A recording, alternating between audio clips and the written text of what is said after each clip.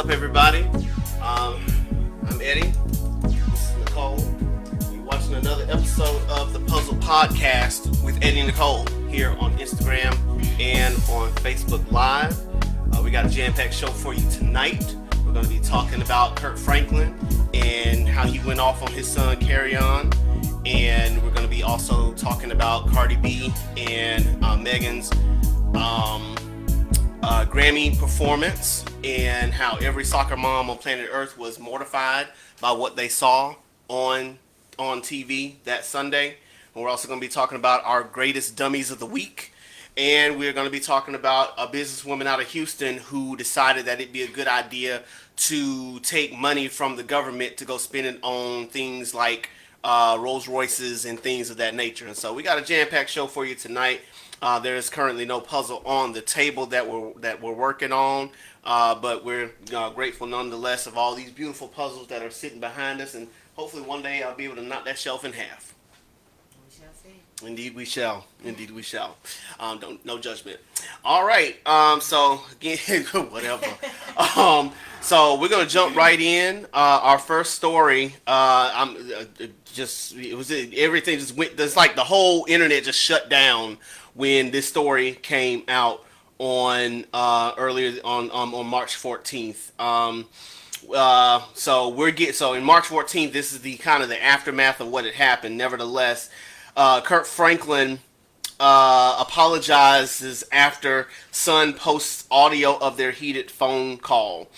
Kirk Franklin has apologized after his son posted a recording of a heated exchange between the pair to Instagram in which the Grammy Award-winning gospel artist cursed at the younger Carry On Franklin. In the video, Franklin can be heard telling his son that he will, quote, put my foot in your ass, and that he would break his neck if ever disrespected him. When Carry On responded that he didn't disrespect him, the call ended. And Carry On Rashad, who that's the handle on Instagram, still has that post up on his Instagram feed due to the nature of the call. We are not going to play it.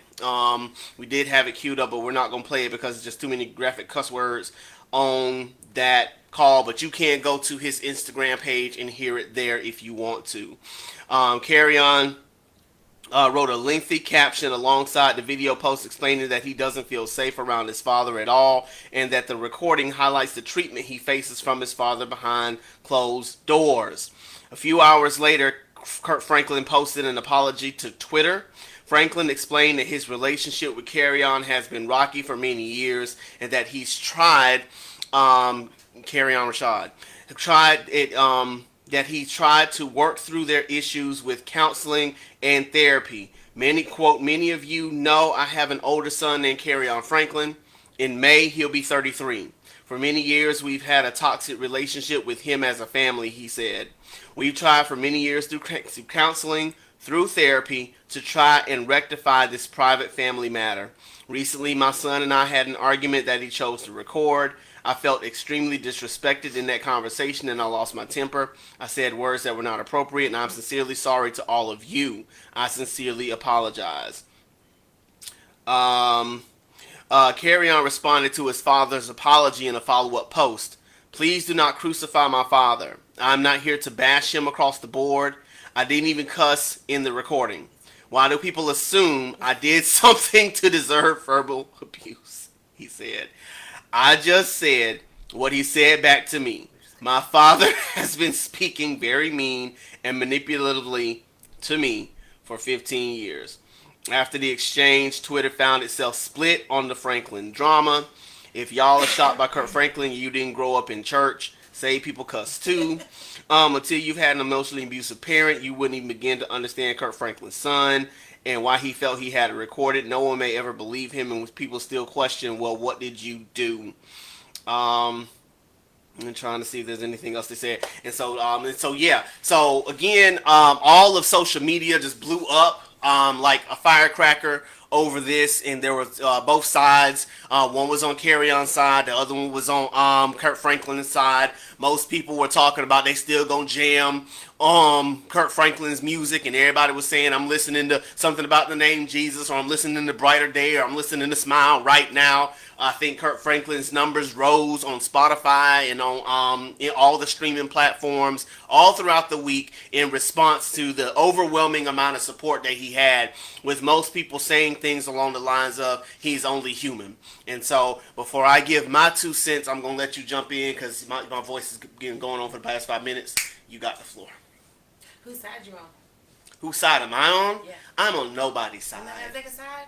We're not gonna argue this. Oh no, we're gonna argue. I feel it coming, but I'm on no. That's my position. I'm on nobody's side. You gotta take a side. I do not have to take a side. It's gotta be somebody. No, I don't have to take a side. We're gonna argue. Lame. We're gonna argue. So lame. Whatever. Go ahead. I feel like stop that, Nikki. Go ahead, say I feel like that's your thing. Go ahead. We've been talking in the production meetings, and she was like, "I say I feel like all the time." Kirk Franklin is the prime example of why we all need a savior. Come on. So I'm feeling two ways. I mean, I'm with you on, I'm not on anybody's side, but I wanted to, us to do it. Whatever. We're going to. No, we still gonna argue. I feel it coming. I don't think so. Of why we need a savior. I mean, I agree. Nobody is perfect. Everybody has that tendency to have that that sin creep up and come out in a way that's not good, in a way that can be embarrassing, in a way that can be telling of, a deeper part of you. And so I also believe that we as Christians, as much as we have people in our life who can, push us to that point, draw that out of us, like we have to be, what's the word I'm looking for? Cautious of who we're around. That's including family, y'all. Like if you know that, and I get it, this is your child, this is your blood, this is the fruit you seed or whatever. But it's okay to love from a distance, because from my understanding, his son doesn't even know where they live, doesn't even visit them, doesn't even communicate with them like that. And so, yes, we always say when you have an ought against your brother or your sister, you go to that person one-on-one and you talk to them. And you do this for so many times, it may take months, years, for this process to go through. But then once you see that that is not working, what do? You treat them like a tax collector and you give them Jesus. And I feel like that we are missing that, people. Like if you felt like your son disrespected you in a way that would bring that out of you, why are you continuing to why are you continuing to tempt yourself? We just got out of Titus recently, and when in Titus, he was instructing him to basically be models for young men. You know what I'm saying? And so being what I wrote down, being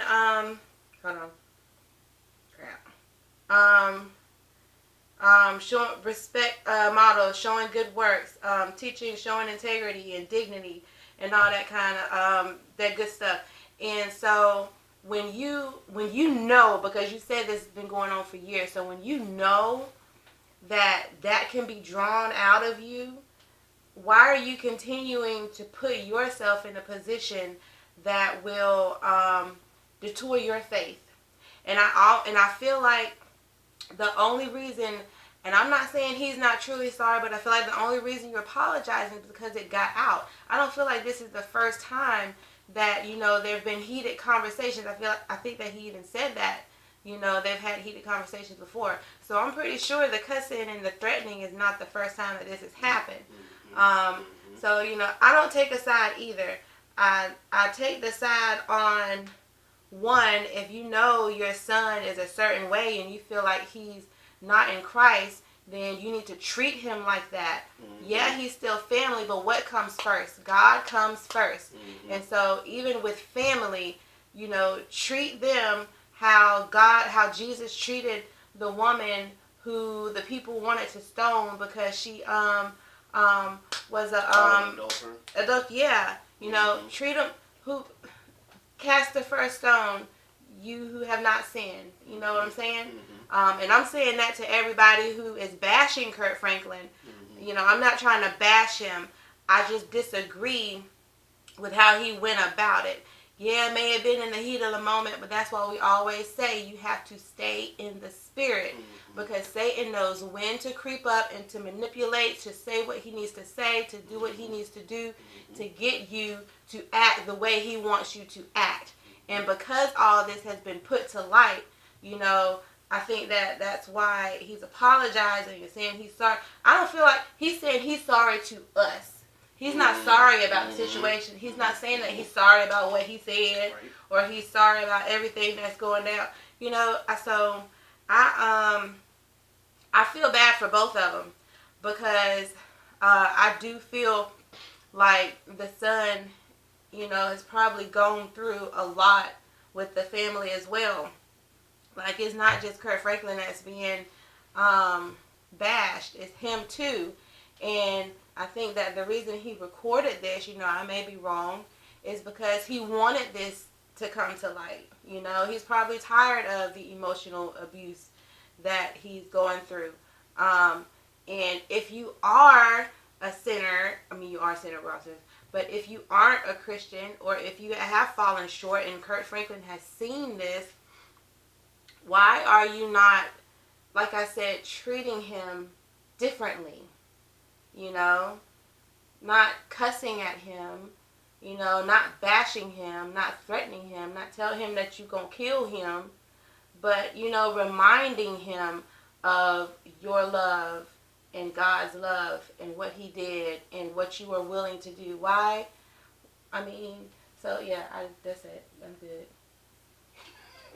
Yeah, that's what I got. So, what I got from this whole thing is that I'm gonna step away from, because you got into the two of them, and that has its own issues on its own.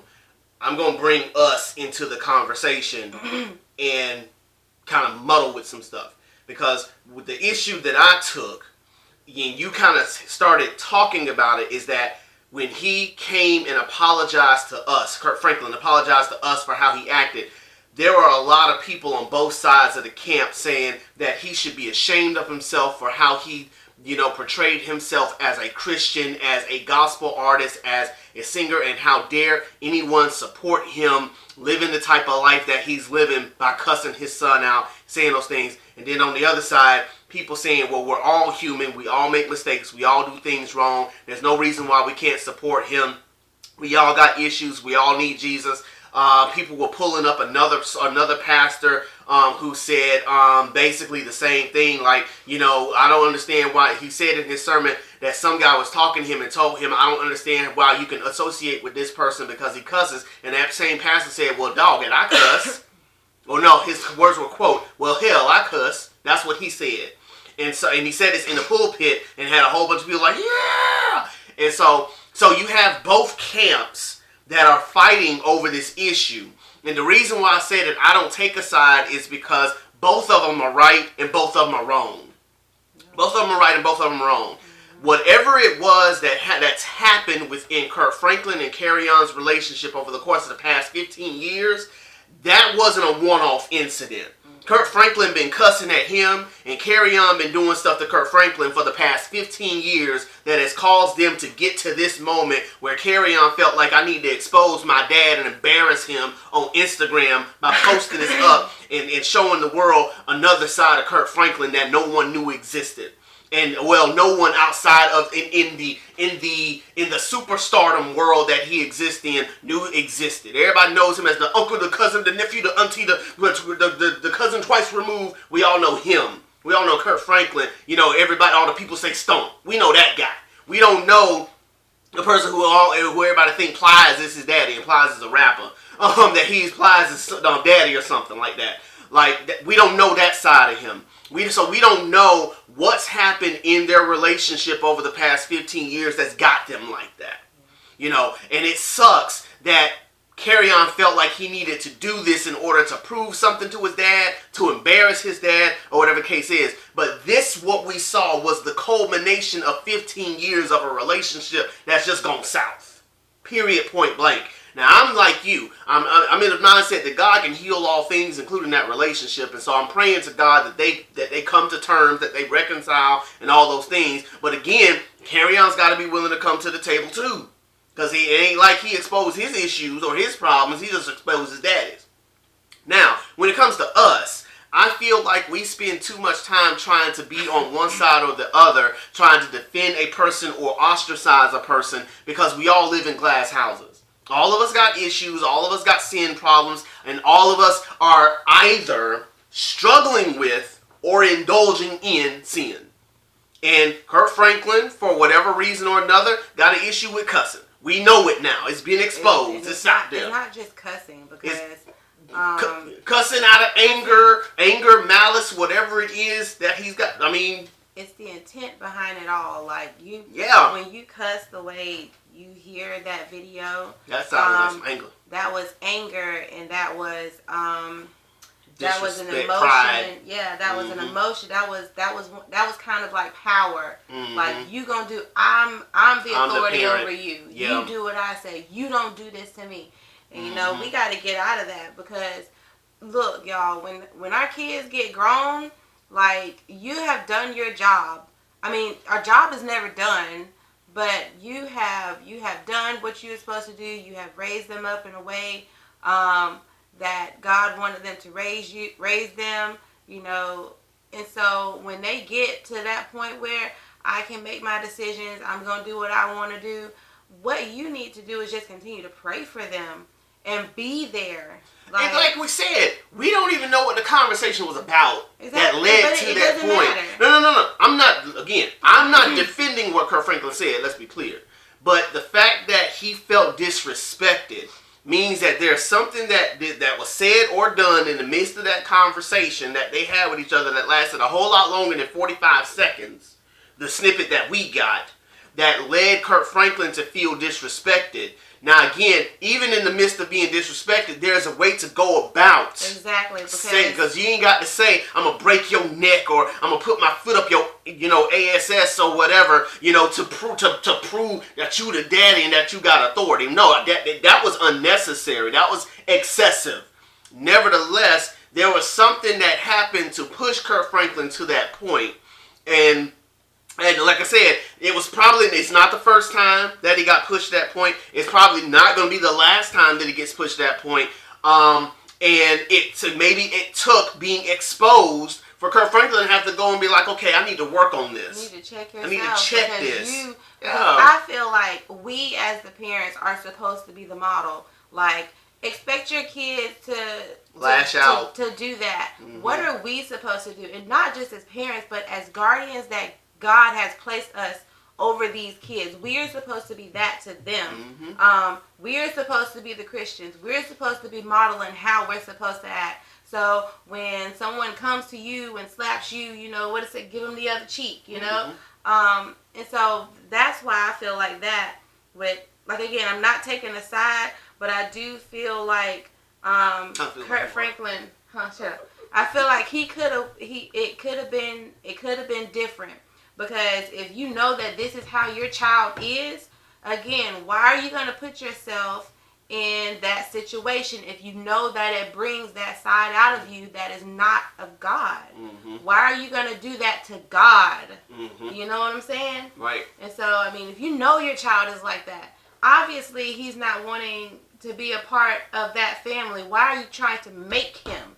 You can't make him. We're not God. You know what I'm saying? If that's what the situation was, because again, we don't know what the conversation was about. We don't know. They didn't tell us outside of they were dealing with some issue, so we don't know if it was a matter of we want you to come back to the family. We don't know what the conversation was about. It could have been anything. It could have been the sky is blue. No, it's not. You disrespected me. Like, we don't know what the conversation was about. It could have been a whole different route. Right. And so again, again, for me, it's not even about their situation. I'm praying for them. Yeah. My whole concern is Christians. we as Christians in general, we gotta stop this whole notion of whenever a celebrity,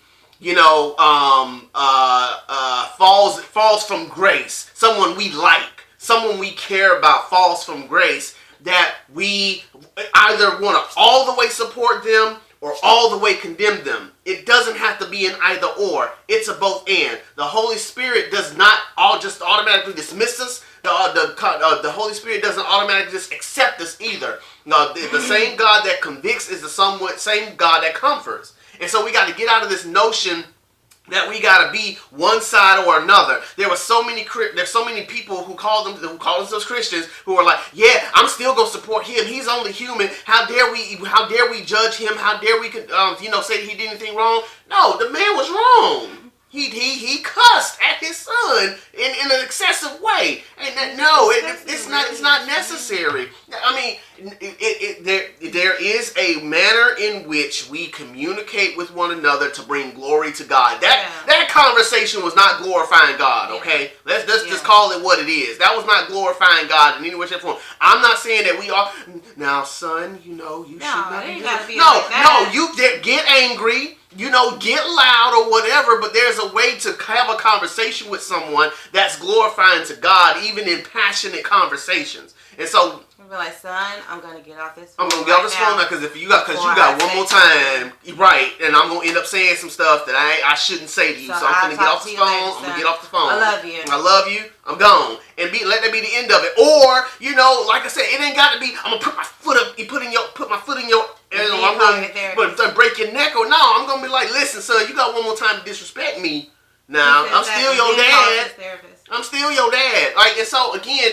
For me, it's not about right. It's not about being for him or against him. It's about saying, Kirk Franklin, there was a better way to go about doing what you did. Son, carry on. There's a better way to go about whatever it is that caused that conversation to happen in the first place. Family, there's a way to go about doing that that's better than what y'all are doing. And us as Christians, we don't need to be one-sided or the other. We can say to Kirk Franklin, you're wrong, while at the same time still give him the same grace and the same comfort that all of us have been given by God. It doesn't have to be either or. We are the ones who keep making Christianity be this this end all be all in terms of either you got to accept them for who they are or reject them for who they are. No, God doesn't reject us for who we are, and thank God he doesn't, but by virtue of Christ. And that's supposed to help us change and transform and get and become stronger in him. But again, it's a process. There's progress in this. And again, I think that this has allowed Kirk Franklin and all of them to be exposed and to show areas that they need to work on in God, and not just say, well, I'm only human. No, that's unacceptable. Yeah, I may be human, but I want God to work with me on this thing. I don't want this to be just a default position of mine. I want to work on this. I want to get better with this. And I think that's where we're failing. That's where we're messing up. We want so badly for God to just accept us for who we are and fall on this statement of, he's still working on me. No, I don't want God to still work on me as if this thing is going to be an issue for the rest of my life, in terms of I'm still the same person that I was when God first saved me. I want to grow. I want to evolve. I want to get better in this area to the point where, unless in unforeseen circumstances brings that out of me, beyond any type of control whatsoever, that if I'm in that situation, there's enough spirit in me to tell me, don't cuss him out. I know you want to, but don't cuss him out today. Let it go. Leave him alone. Hang up the phone and just let it be. This whole idea of, well, this is the area that I'm working on, so God got me. There's no grace for God to have me. I ain't even got to work on it. No, we should still be striving to be more and more like Christ every day. And that's the thing I feel like we're failing at as Christians. So, if you have any questions or comments, fill out the comment box below. We'll try to get to them as fast as we can. You're watching the Puzzle Podcast with Eddie and Nicole here on Instagram and Facebook Live. So the next series of stories we're going to be talking about, we're going to just hit them real quick because all of them are just dumb. All of them are just straight dummies from Jump Street, and it's just a lot of people decided that this was going to be the 2 weeks where we're just going to say a whole bunch of stupid stuff all at the same time. And so I'm just going to rattle them off one by one as fast as I can get to them. The first one is coming from the United Kingdom, where Burger King decided that they were going to tell women that, that they should stay in the kitchen. On March the 8th, Burger King opted to take on gender disparity with the restaurant industry with a new culinary scholarship program tweet. Quote, "Women belong in the kitchen." It did not go over well. The fast food chain's United Kingdom division sparked an outcry Monday as critics accused the brand of using a sexist trope as clickbait. Later on in the day, Burger King UK tweeted an apology. "We hear you. We got our initial tweet wrong and we're sorry." It also deleted the original Twitter post, citing abusive comments in the thread. Listen. You gonna name them all? Or you doing No, we're just doing one by one. Burger King, listen, that was dumb. It's not what you say, it's how you say it. Come on, man. That's all. Come on, yeah, exactly. Like, come on, dude. Like, and first of all, one of my Instagram friends said, that if you look at the boardroom who made that decision, it was all men. Come on now, y'all got to be smarter than that. We understand that the whole thing was about trying to do this culinary scholarship and trying to be, allow women to, be more of your chefs in the world, to be, owners of 5-star restaurants and that things like that. But you had to know, women belong in the kitchen is not something that women want to hear, especially in the 21st century with all the women's rights and the issues that everybody got going on right now. Dummy number one. Dummy number one, for real, for real. Where is it? Dummy number two is coming out of France.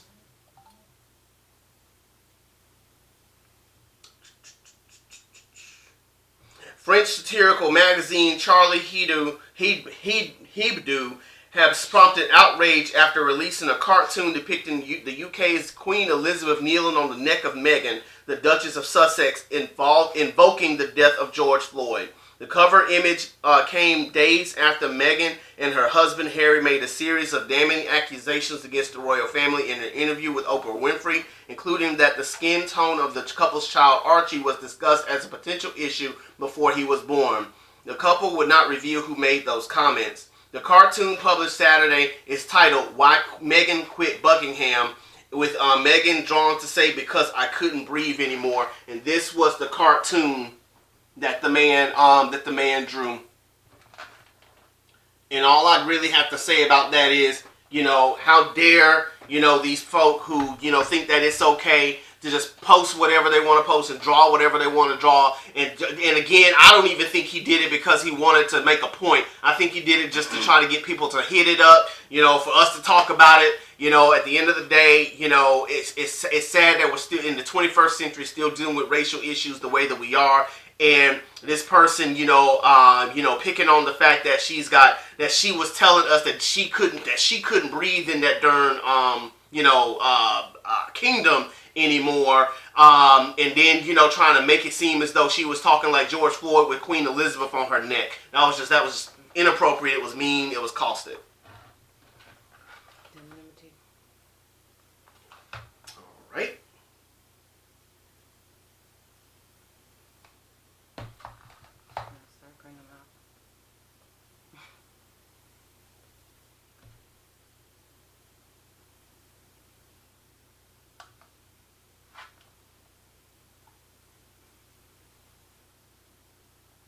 Okay, dummy number 3 is an announcer who called high school basketball team racial slurs and blamed it on diabetes. An Oklahoma sports announcer who was caught on a video calling a high school girls basketball team the N-word blamed the racist incident on his type 1 diabetes. Matt Rowan, a former youth pastor, identified himself as the announcer in a statement. And in lengthy response, Rowan said he believed his microphone was off when he called the Norman High School players a racial slur. Oh, okay.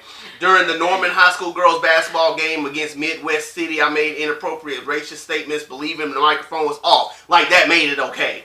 However, let me state immediately that there's no excuse for such comments and they should have never been uttered. I'm not only embarrassed and disappointed myself, I've embarrassed and disappointed my family and my friends.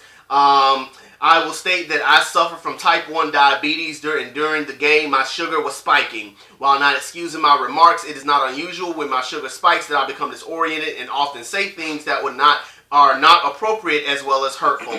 I do not believe that I would have made such horrible statements absent my sugar spiking. Please go ahead, Nick. I'd like to see some history on that. Like, you're going to have to give me some examples of when you felt this disoriented where you had to just pop off at the mouth like that. First of all, boo, those who are diabetic, don't even do them like that. Because when they feel that way, what do? They get some sugar, or they eat something, or they drink something. Why you didn't do that? Like, for I don't know how long you've been a diabetic. But I'm pretty sure, I'm convinced I know how long you've been a racist. I'm pretty sure I know how long you've been on the side of blue lives and not black lives. Go ahead. Before he said, it's my diabetes. Right. First, I didn't know my mic was on. So first of all, boo, it was the intent to say it anyway. Like, you already knew. You knew. That was what you wanted to say. Like, you so comfortable. And this ain't your first time either, boo. It's not your first time. You real comfortable coming out and saying what you said. The only reason you apologize for it, Kirk Franklin, is because you got caught. You got caught. That's it. You got caught. And what makes it even sadder for me is that, you the person who you said it to, who's on the mics with you, didn't even say nothing to you. He let you say it. He didn't try to stop you. That's what kills me, dude. Go ahead. Because people are always getting on, and I get it. Talk about Not every African American is, subtle and calm. Some are, ratchet and out there. But so are white folk. Exactly. So are Caucasian, so are Latinos, so are Mexicans, so are whoever. All of us got some ratchet in us. Come on now. All of us some got ghetto, some ghetto some in hood, it. All whatever. of us got some sophistication in us. We code switch. You Sure can. But this dude just let you do what you do. And didn't just say like a word. With all the marches that went down. Who are the main ones doing all the, whatever and breaking stuff and all of that? And then letting you do it. But then you want to get on African Americans for being the way that they are when you see one or two people act like that. Mm-hmm. Yeah, look, again, it's okay. 3. It's all good. Yeah, like I said, thank God for the exposure. You've been exposed. That's all to say about that. The fourth dummy is an entire school. North Carolina school apologizes after instructing fourth graders to write pro-slavery hashtags for a Civil War assignment. The North Carolina School District has issued an apology after an unacceptable assignment instructed fourth grade students to write tweets and hashtags that people living in the state might have written if Twitter existed during the Civil War, resulting in a wall display of pro-slavery hashtags in the classroom. It should be deeply disturbing to anyone, said Kimberly Morrison Hansley, a member of the Union County NAACP. A photo of the Twitter wall in a now deleted post on the Waxhaw, that sounds, elementary school Facebook page shows hashtags including slavery for life and a post by another student under the name at Don't Stop Slavery, saying, you may not agree with slavery, but I do, and I'm honest about it. Another post by Confederate for Life reads, why do we need to leave the county? We can stay and our slaves. Hashtag slavery forever.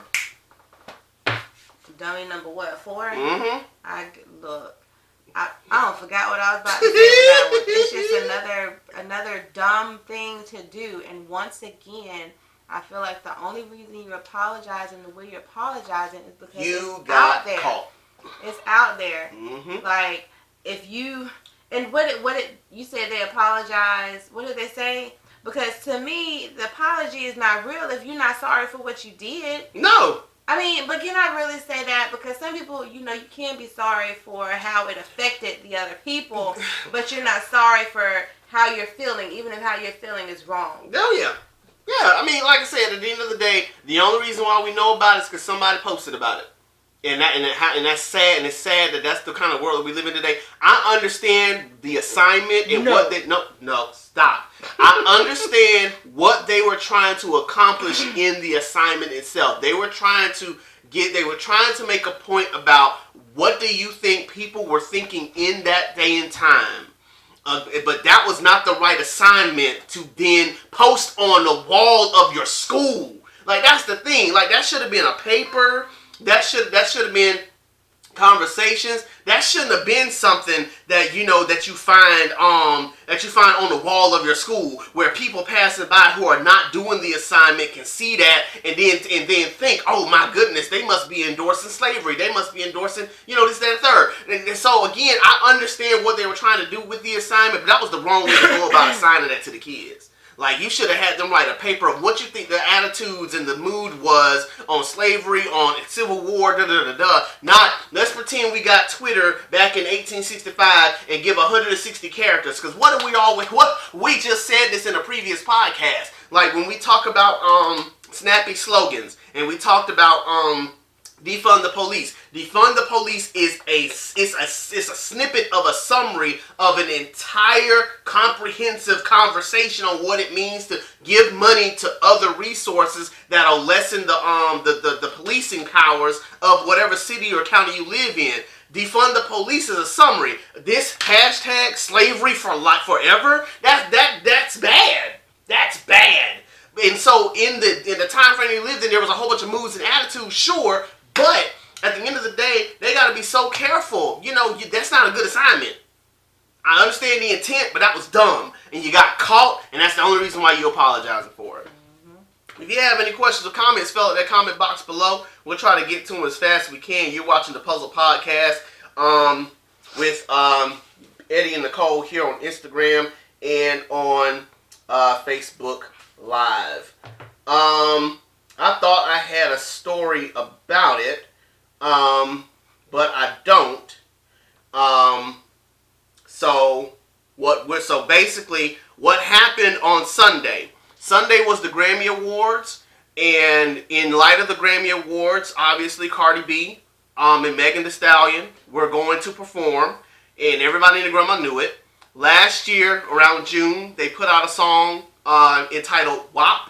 And that stands for something that I'm not going to say on this podcast. Oh, yeah. But if you haven't heard the song, don't know about the song, don't know what it represents, you've been living under a rock, because everybody in their grandma knows what WAP is all about. As a matter of fact, Maxine Waters, who is a congresswoman in Washington, D.C., she celebrated the song. Her 90-some-year-old self was celebrating the song and celebrating Cardi B for being a spokesperson for all women. Everybody and their grandma loved this song. It's like the ratchet song of the year. Everybody from the hood all the way to the suburbs was playing this song. Every white, black, Latina, Asian, Indian woman was saying this song because they believed that they got that WAP. Okay?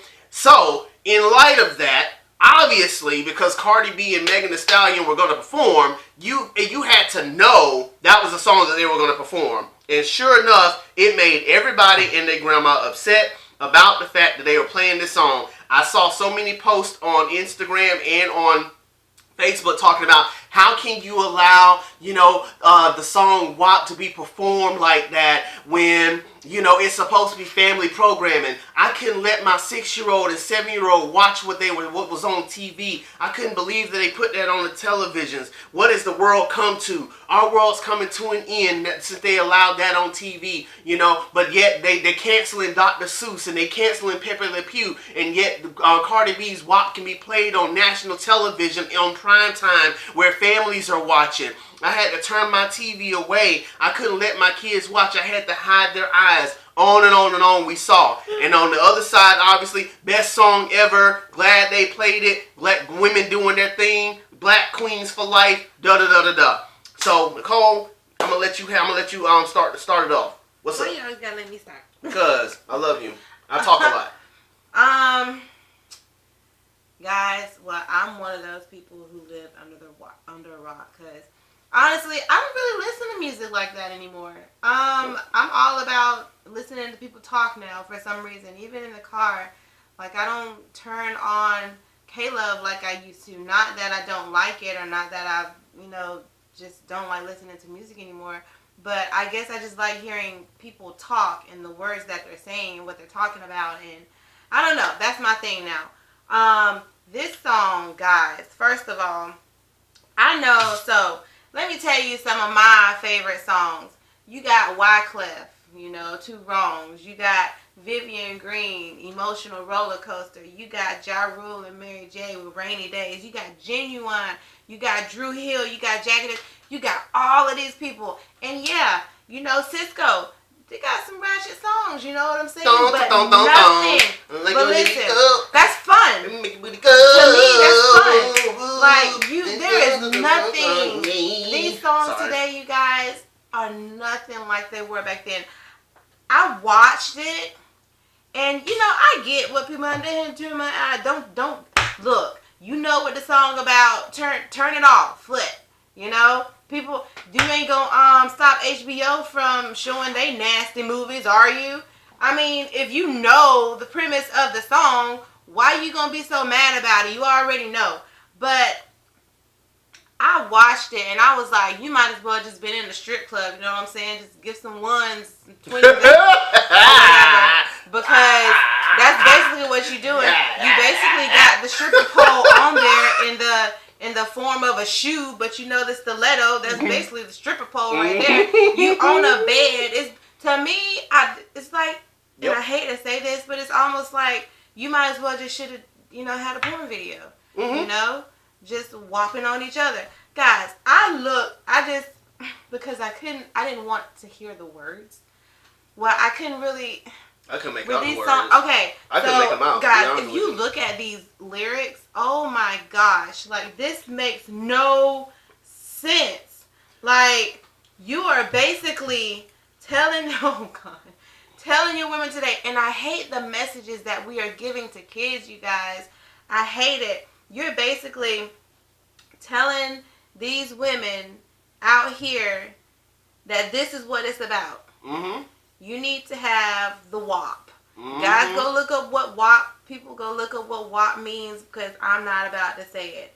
You know, this is how it needs to be. And we ain't gonna cook and we ain't gonna clean, but I'm still gonna get what I'm gonna get.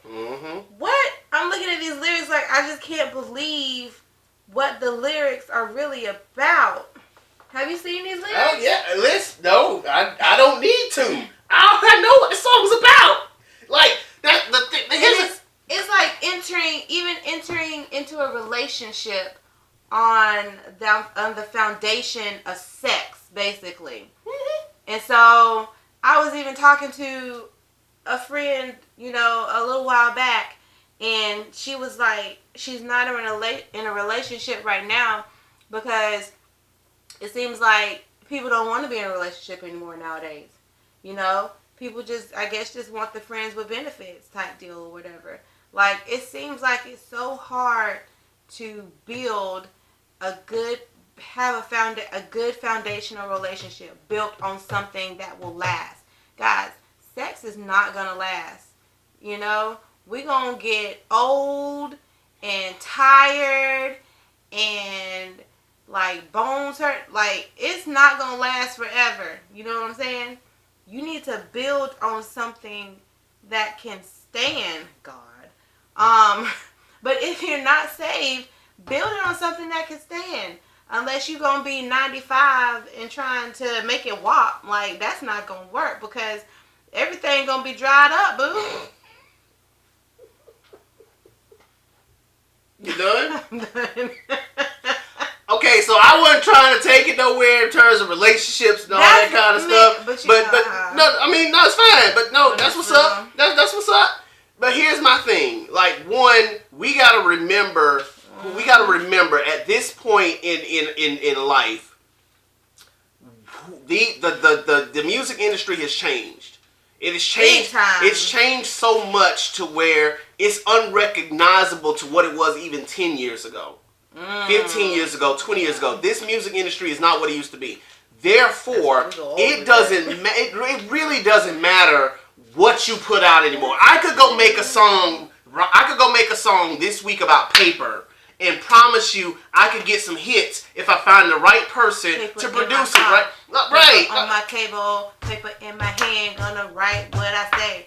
Paper, paper, paper. I'm rocking paper, paper, paper. That's all it takes. Like, that's all it takes. That's all it takes. I can take a song out for anything because we are so like lyrically illiterate now that it does not matter what song you put out there anymore. As long as there's a good beat to it and you can twerk to it, it doesn't matter what you put out there anymore. Like people, it blows my mind what people think is art nowadays. I was just thinking. So for me, I'm not surprised that this song has made it out there. Because I mean, I think about, you know, back in when I was growing up, like you just said, Thong Song was hot. Adina Howard,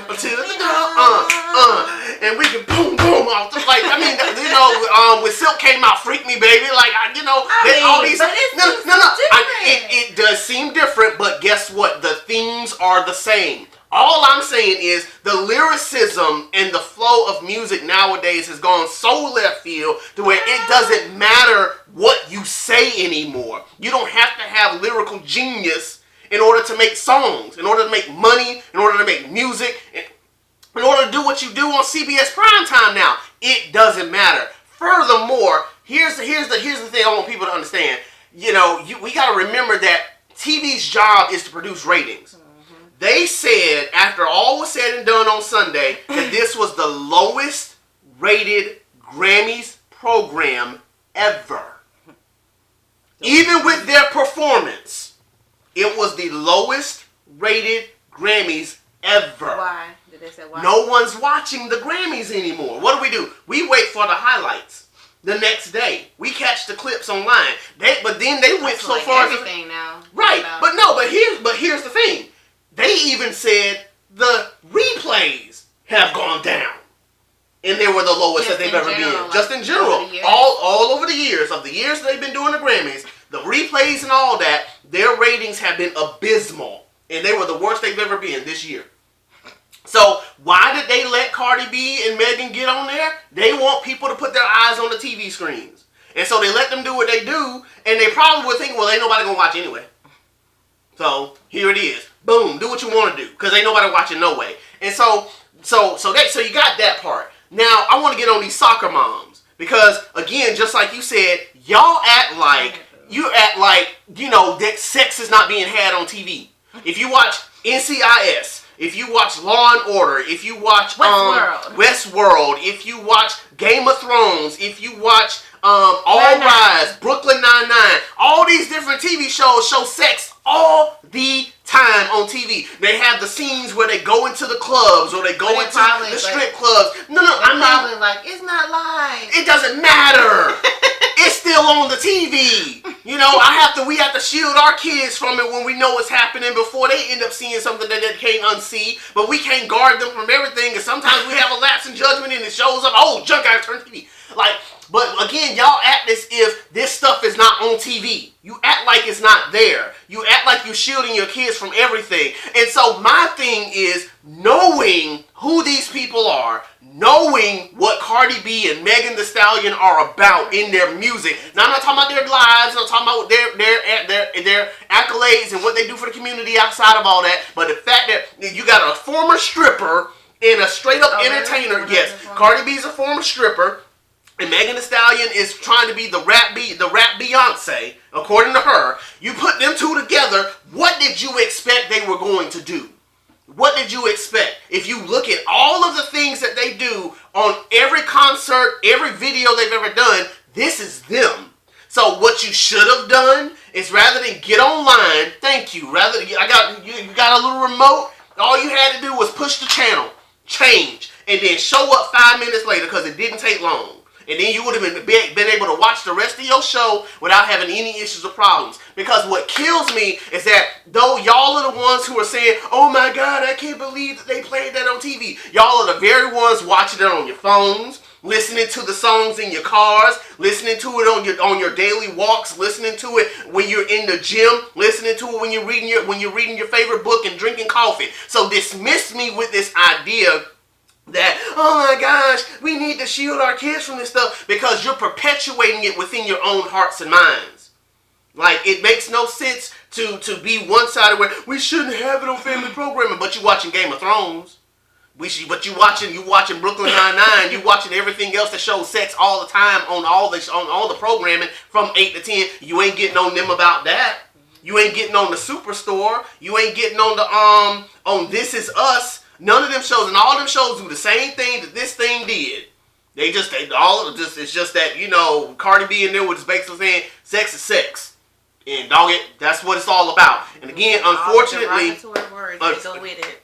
Exactly. And they edited it, you know, during the performance and all that jazz. So, you know, you had the edited version. But like I said, even then, it doesn't even matter because this has been going on since the dawn of time. Lil' Kim, Eve, you know, all throughout history. Missy Elliott, Sierra, all of them been doing it. Beyonce did it. So stop. Just stop. Stop getting online and trying to, you know, put up petitions and all that jazz. At the end of the day, you're wasting air and breath. And it's just a waste of time at this point.